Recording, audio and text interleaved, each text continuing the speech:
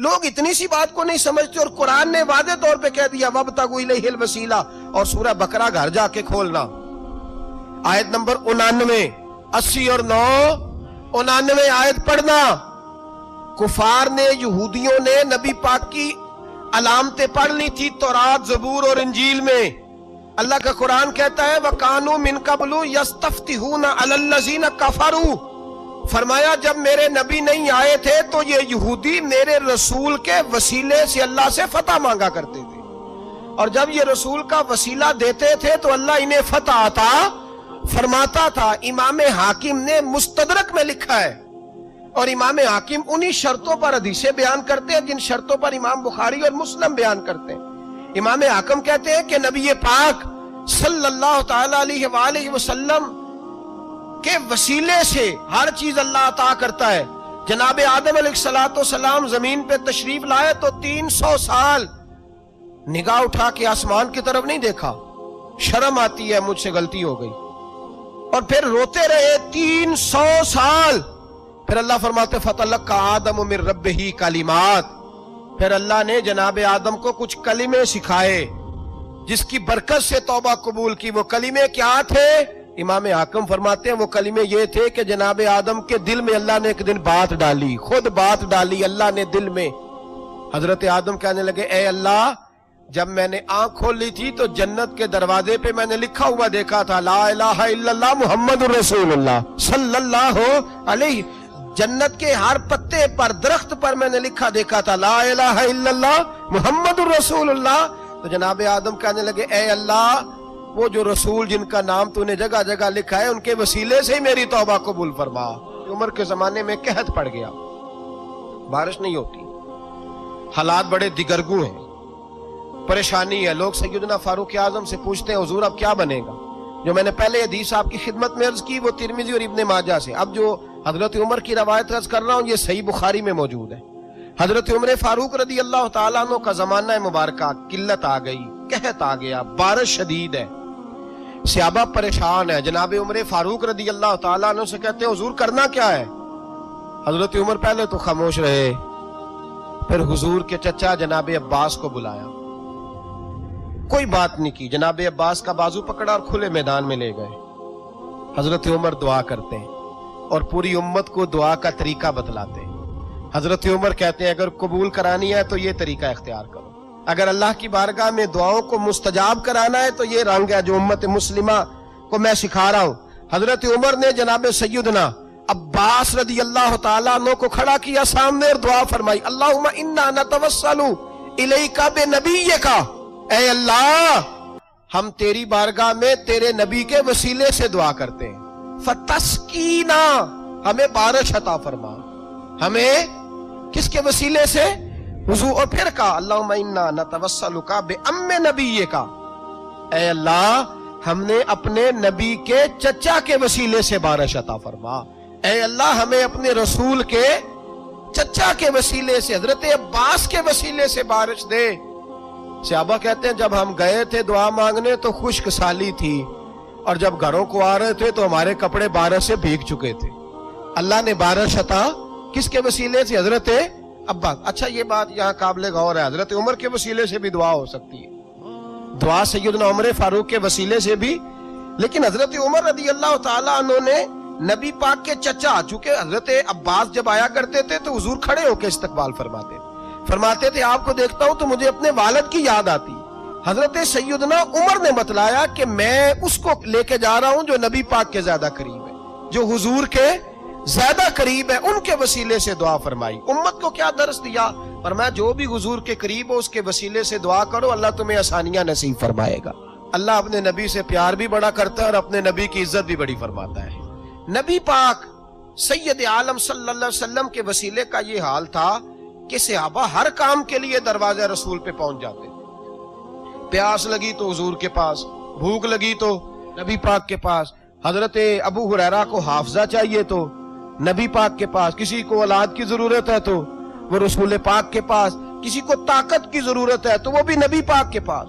ہر آدمی جاتا تھا، انہیں پتا تھا دیتا خدا ہی ہے پر وسیلہ مصطفیٰ دیتا ہے صلی اللہ علیہ۔ اور حضور نے فرمایا انما انا قاسم، بخاری مسلم ہے. فرمایا میں تو بانٹنے والا ہوں, میں قاسم ہوں, میں قاسم ہوں. واللہ یؤتی, ہاں عطا کرنے والا اللہ ہے. میں قاسم ہوں اور دینے والا اللہ ہے. صحابہ ہمیشہ نبی پاک کے واسطے سے دعا مانگتے. انہیں پتا تھا اگر تیرے واسطے سے مانگوں تو کوئی دعا بے اثر نہ ٹھہرے. ترمذی شریف, ابن ماجہ, حضرت عثمان ابن حنیف کہتے ہیں میں نبی پاک کے پاس بیٹھا تھا تو ایک نابینا صحابی آئے. عرض کرنے لگے یا رسول اللہ صلی اللہ علیہ وسلم, میں نابینا ہوں, میرے لیے دعا کریں, اللہ مجھے آنکھیں عطا فرمائے, دعا کریں. اب حضور نے پتا کیا کہا؟ نبی پاک نے فرمایا دو باتیں, یا تو صبر کر لے یا میں دعا کر دیتا ہوں. صبر کرے گا تو اللہ جنت دے گا, یا تو صبر کر لے یا میں. صحابی بڑے پیارے تھے, کہنے لگے یا رسول اللہ جنت تو اللہ اپنے فضل سے دے گا ہی, میں نے نہیں صبر کرنا, مجھے آنکھیں چاہیے. اور پھر یہاں آ کے صبر کروں, این خزانے کے پاس جا کے صبر کروں؟ حضور میں نہیں صبر کرتا, اب دعا کریں. نبی پاک نے دعا سکھائی. فرمایا 2 نفل پڑھ جا کے اور 2 نفل پڑھ کے میرے وسیلے سے دعا کر. کیا کر؟ اللہ سے کہہ کہ اے اللہ میں تیرے پاس تیرے رسول کا وسیلہ لے کے آیا ہوں. اور پھر کہنا یا محمد انی توجہت الیک, کہنا ہے محمد صلی اللہ علیہ وسلم میں آپ کے وسیلے سے اللہ کی بارگاہ میں حاضر ہوں. اور پھر اللہ سے کہنا کہ اے اللہ تو اپنے نبی کی سفارش میرے حق میں قبول فرما. کون سکھا رہا ہے؟ بولیے کس کو؟ بولیے. کہا جا میرے وسیلے سے جا کے دعا کر. حضرت عثمان کہتے ہیں وہ چلے گئے, 2 نفل پڑھے, حضور کے وسیلے سے دعا مانگی. فرماتے ہیں وہ چلے گئے پر ہم کوئی نہیں گئے. آپ کیوں نہیں گئے؟ تو صحابہ کا نظریہ بتاتا ہے کہ وہ گئے اس لیے نہیں کہ ہم حضور کا معجزہ دیکھ کے ہی جائیں گے. کہتے ہم گئے نہیں. تھوڑی دیر گزری تو وہ صحابی جو اندھے گئے تھے جب واپس آئے ہیں تو اللہ نے انہیں آنکھیں عطا فرما دی. گئے تھے تو نابینا تھے, آئے تو بینا ہے. میرے نبی پاک صلی اللہ علیہ وسلم کا توسل, حضور کا وسیلہ خود حضور نے سکھایا ہے, خود نبی پاک نے. اور صحابہ کرام علیہم رضوان اس مزاج پر پورے عامل تھے, عامل تھے. اب ہمارا حال یہ ہے, انتشار ہی انتشار ہے, اختلاف ہی اختلاف, شک کی شک ہے, پریشانی پریشان. واضح حدیثیں موجود ہیں. کیوں لوگ اس آزمائش کا شکار ہیں؟ کہتے ہیں جی وسیلہ نہیں دینا چاہیے, سیدھا سیدھا نیک عمل کرو. او میرے بھائی, میں نے کہا کہ اللہ کسی وسیلے کا محتاج, اللہ محتاج نہیں, لیکن اس کی عادت ہے وہ وسیلے کو پسند فرماتا ہے.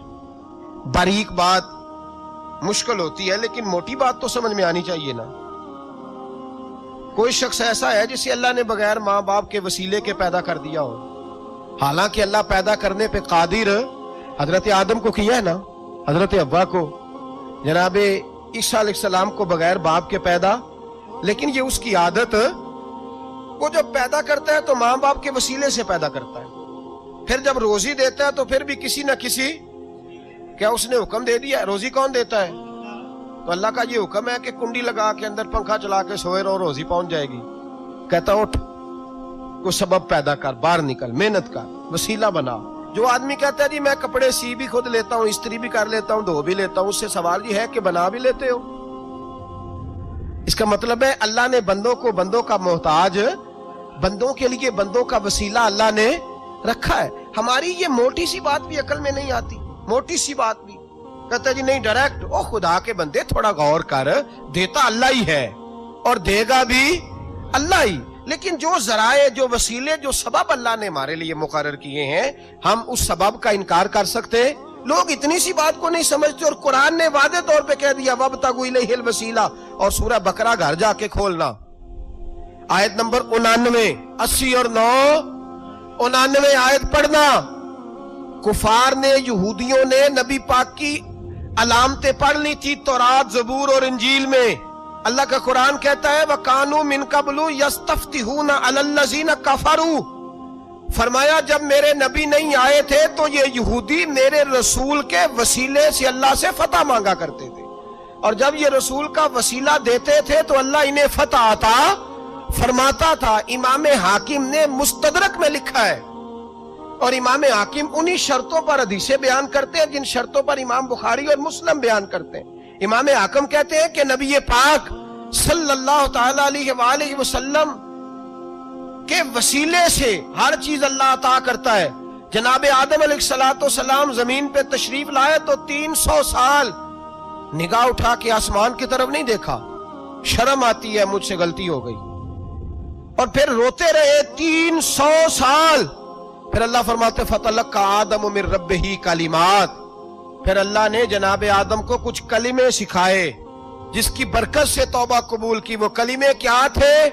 امام حاکم فرماتے ہیں وہ کلمے یہ تھے کہ جناب آدم کے دل میں اللہ نے ایک دن بات ڈالی، خود بات ڈالی اللہ نے دل میں.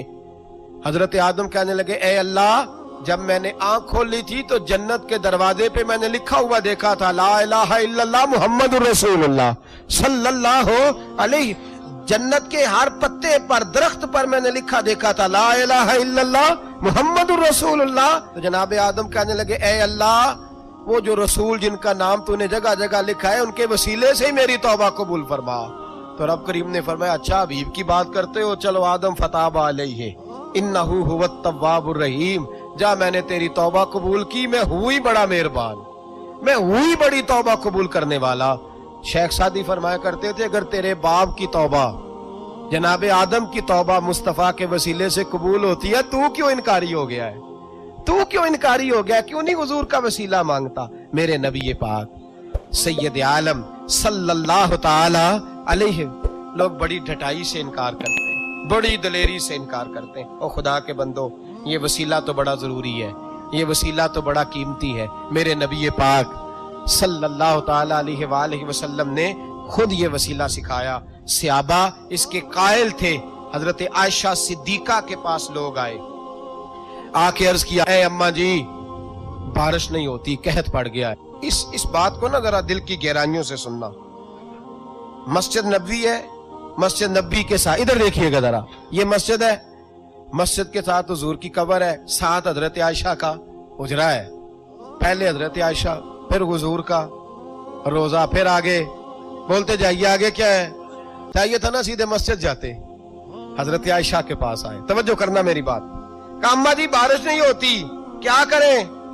اماں جی نے مسجد نہیں بھیجا، کہنے لگی اس طرح کرو حضور کے دروازے پہ جاؤ اور جا کے نا نبی پاک جہاں دفن ہے وہاں تھوڑی سی نا جو حضور کے سر والی جگہ ہے نا قبر پہ، وہ چھت تھوڑی سی کھول دو، چھت کھول دو.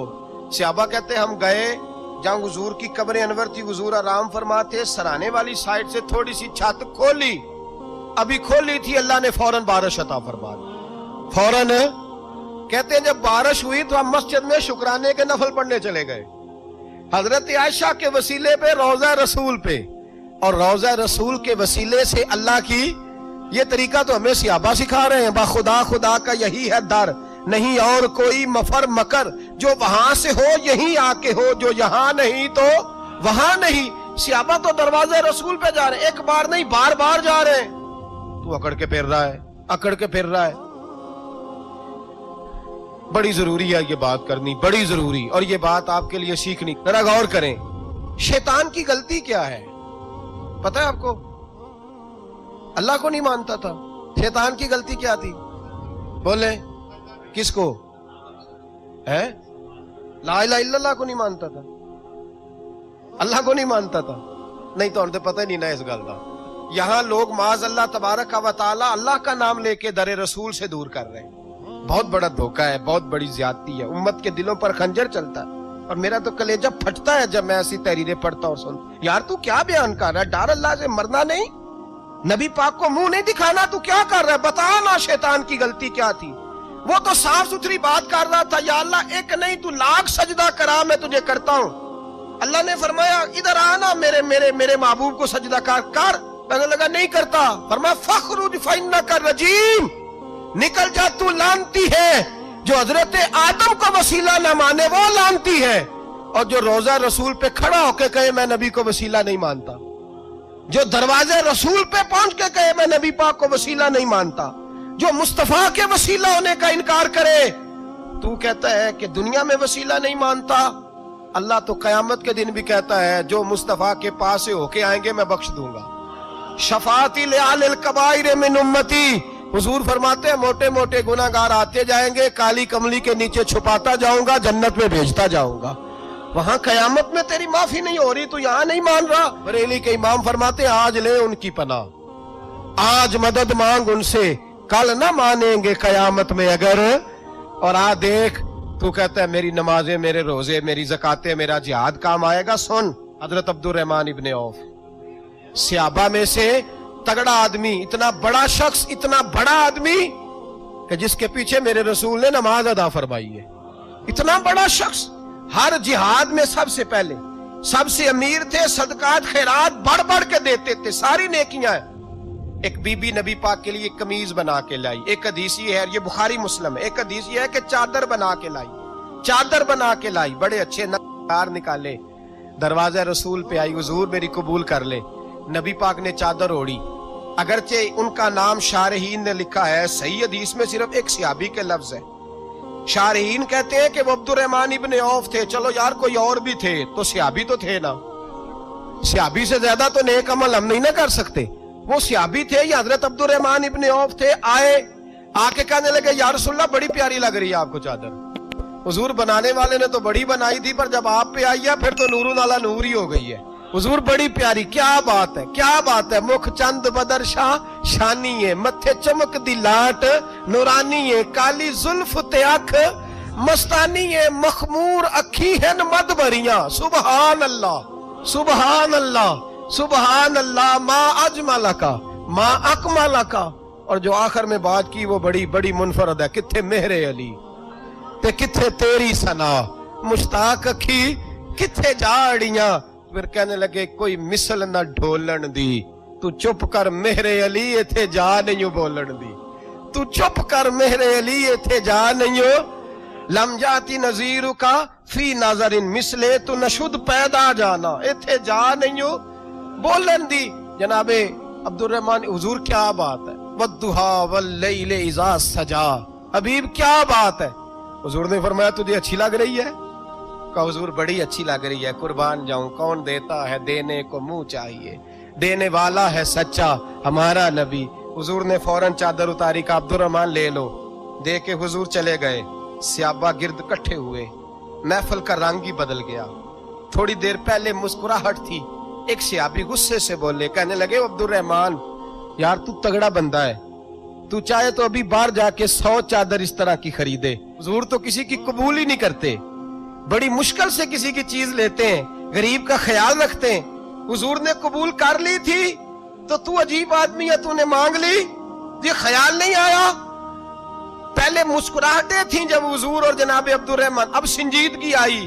اب سنجیدگی کے فوراً بعد جب صحابی نے سوال کیا تو محفل میں آنسو آ گئے۔ حضرت عبد الرحمن رو پڑے، نمازیں بھی ہیں، جہاد بھی ہے، پر فخر نہیں کسی بات پہ، رو پڑے، کہنے لگے او بیلیا تیرا کیا خیال ہے، میں نے اوڑھنے کے لیے لی ہے، پہننے کے لیے لی ہے؟ فرمانے لگے نہیں، اللہ کی عزت کی قسم، میں نے تو اس لیے لی ہے جب مروں گا تو گھر والوں کو کہوں گا مجھے نبی پاک کی چادر میں کفن دینا، اٹھانا بخاری پڑھنا، حضور کی چادر میں کفن دینا، اس لیے کہ مجھے پتا ہے جب مصطفیٰ کی چادر اوڑھ کے جاؤں گا تو اللہ بے حساب ہی بخشش فرما دے گا۔ تو نبی پاک کے وسیلے کا قائل نہیں، یہاں چادر کی بات ہو رہی۔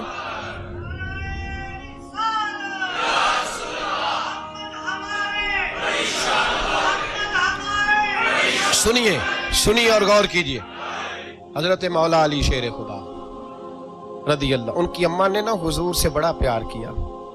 حضرت ابو طالب کے گھر میں نبی پاک نے پرورش پائی، ان کی والدہ حضرت علی کی والدہ جناب فاطمہ بنت اسد حضور سے بڑا پیار کرتی۔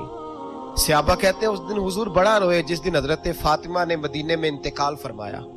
فاطمہ بنت اسد جناب علی کی والدہ فرماتے ہیں جب خبر ملی کہ حضرت علی کی والدہ وصال کر گئی تو حضور رونے لگے، فرمایا وہ علی کی نہیں، وہ تو میری ماں تھی، میری اماں تھی۔ امام ابو نعیم نے لکھا ہے، کہتے ہیں حضور نے فرمایا جب میری اماں کو غسل دینے لگو نا، کفن پہنانے سے پہلے مجھ سے پوچھ لینا۔ صحابہ کہتے ہیں کفن دینے سے پہلے عورتیں آئیں، حضور کیا کرنا ہے؟ نبی پاک اندر گئے، جو قمیض پہنی ہوئی تھی وہ اتار کے دی، پر میں چٹے رنگ کا سفید رنگ کا کفن نہ دینا، میرا کرتا پہناؤ میری اماں کو۔ حضور نے کفن دیا۔ حضرت ابو ذر غفاری فرماتے ہیں جب جنازہ پڑھ لیا نا تو نبی پاک فرمانے لگے قبر صحیح بنائی ہے تم نے؟ حضور صحیح بنائی ہے؟ فرمایا نہیں، لگتا نہیں۔ फरमाते हैं ये कहते कहते मेरे नबी कब्र में उतर गए, मेरी आंखें बरस पड़ी। मैंने कहा वली की अम्मा, रब तुझसे क्या हिसाब लेगा, सारी रहमतें तो पहले तेरी कब्र में आ गई। इश्क सरकार की एक शम्मा जला लो दिल में, बाद मरने के कब्र में भी उजाला होगा। नबी पाक कब्र में लेटे, फिर बैठे, फरमाया सही है कब्र। फिर मेरे नबी पाक ने दफन किया उनको, फिर देर तक दुआ करते रहे और रो के फरमाने लगे, ऐ अल्लाह अपने नबियों के वसीले से और मेरे वसीले से मेरी अम्मा की कब्र रोशन कर दे। हजरत अबू ज़र फरमाते हैं किसी का दिल नहीं करता उसकी माँ मरे, आज मेरा दिल करता था काश मेरी मर जाती, ये फजीलत मेरी अम्मा को नसीब होती। सैयदना अबू ज़र फरमाते जब हुजूर रुखसत होने लगे तो मैं करीब गया, मैंने कहा हबीबा जरा ये रंग मुझे भी समझाएं। तो हुजूर ने फरमाया मैंने अपना कुर्ता इसलिए पहनाया है कि जब मेरा कुर्ता फातिमा बिनते असद को पहनाया जाएगा तो इसके तवस्सुल से अल्लाह उन्हें जन्नत का जोड़ा अता फरमाएगा। और कब्र में इसलिए उतरा हूं कि जब मैं कब्र में उतरा हूं तो अब मेरी अम्मा की कब्र तंग नहीं होगी, बल्कि अल्लाह मेरी बरकत से कुशादगी अता फरमा देगा। पसे मुर्दन फरिश्तों ने जो तलाशी ली तो क्या निकला, फकत एक दिल के गोशे से ख्याले मुस्तफा निकला। और मियां साहब तो तड़प उठे, कहने लगे कब्र मेरी ते मेरे अपीरा, जे कर पावे फेरा। कब्र मेरी ते, चलो जिंदगी में भी दुआ रही, जिंदगी में भी दुआ रही कि तू आए, मैं को जीते मेरा दिल बर सोना, क्यों कर उसनू भावा, वो वेड़े मेरे वड़दा नाही, मैं कई लख वसीले पावा। मैंने जिंदगी में भी कहा वो नहीं आया, की सी जे दर्द बन के आ जा तो वो नहीं आया। मियां साहब कहते हैं मेरी कब्र में भी ये दुआ रही, कब्र मेरी ते मेरे अब पीरा, जे कर पावे फेरा। कब्र मेरी ते मेरे अब पीरा, जे कर पावे फेरा। कब्र दे विचों हड्डियां उठ के मुजरा कर सन तेरा। तू आ तो सही। मेरे रसूल पाक सैयद आलम सल्लल्लाहु अलैहि वसल्लम खुद कब्र में लेट गए। ओ भाई ये वसीला इतना प्यारा, ये वसीला। हज़रत अबू ज़र फरमाते दिल करता था यहाँ मेरी अम्मा होती, इतनी करम नवाजियां, इतनी बंदा नवाजियां, इतनी रहमतें। हुजूर ने खुद हजरत ज़ैनब नबी पाक की साहिबजादी बड़ी बेटी का विसाल हुआ, हुजूर उस दिन भी बड़ा रोए और फरमाया जब मेरी बेटी को गुस्ल दे लो तो पहले मुझे बताना, कफन न देना। सहाबा कहते हाजिर हुए, या रसूलल्लाह बीबी साहबा को गुस्ल दे लिया, क्या करना है? तो हुजूर ने उस दिन भी कुर्ता उतार के दिया, फरमाया मेरी कमीज में मेरी। ओ भाई ये वसीला नहीं, ये तुझे वसीला। एक सहाबी हजरत अबू माजूरा, शरीयत में कंधे तक बाल रखना जायज है। उस सहाबी के इतने लंबे बाल थे कि जब वो बैठते थे ना, बैठते थे तो नीचे दब जाते थे। लोगों ने मना किया, कटवाता क्यों नहीं? फरमाने लगे नहीं कटवाने। कहा क्यों? मानने लगे कब्र में लेके जाने, कब्र में। कहा क्यों? और मैं इन बालों पे एक दफा नबी पाक ने हाथ रखा था, हुजूर ने दस्ते मुबारक रखा था, मैं साथ लिलाहद में इश्क रुखे शाह का दाग लेके चले। हमने अंधेरी रात सुनी थी, चराग अब्दुल्ला बिन अतीक सहाबी हैं, हुजूर ने गुस्ताख कत्ल करने भेजा, इनाम दिए। इंतकाल का वक्त आया तो बच्चों को बुलाया, कहने लगे ये एक डंडा है, आसा है, जब मरूं तो मेरी कब्र में रखना। कहा अब्बा जी सुना नहीं कभी किसी ने डंडा कब्र में रखा हो, आसा आपकी कब्र में क्यों रखे? फरमाया बेटा तुम्हें पता नहीं, ये मामूली ने, ये वो है जो मेरे रसूल ने मुझे दिया था, ये मेरी कब्र में। कब्र मेरी ते मेरे अब पीरा, जे कर पावे फेरा। कब्र दे विचों हड्डियां उठ के मुजरा कन सा तेरा। पसे मुर्दन फरिश्तों ने जो तलाशी ली तो क्या निकला, फकत एक दिल के गोशे से ख्याले मुस्त। हजरत अनस बिन मालिक कहते हैं मर जाऊं तो हुजूर के मुंह मुबारक मेरी जुबान के नीचे रख देना। हजरत अमीर माविया फरमाते हैं मेरे पास हुजूर के नाखून है, जब मैं मरूं तो मेरे कफन में रख देना। मेरे आला हजरत फरमाते हैं हमारे पास कोई शय नहीं, कोई शय नहीं, ना हमारे पास हुजूर के बाल मुबारक। हम कम नसीबों के पास, हम गरीबों के पास ना मुंह मुबारक, तो हुजूर आपके पास क्या है? फरमाने लगे लहद में इश्क रुखे शाह का दाग लेके चले। कहने लगे कलेजा फाड़ के देखो, अंदर दिल पे मैंने नबी का नाम जो लिखा हुआ है।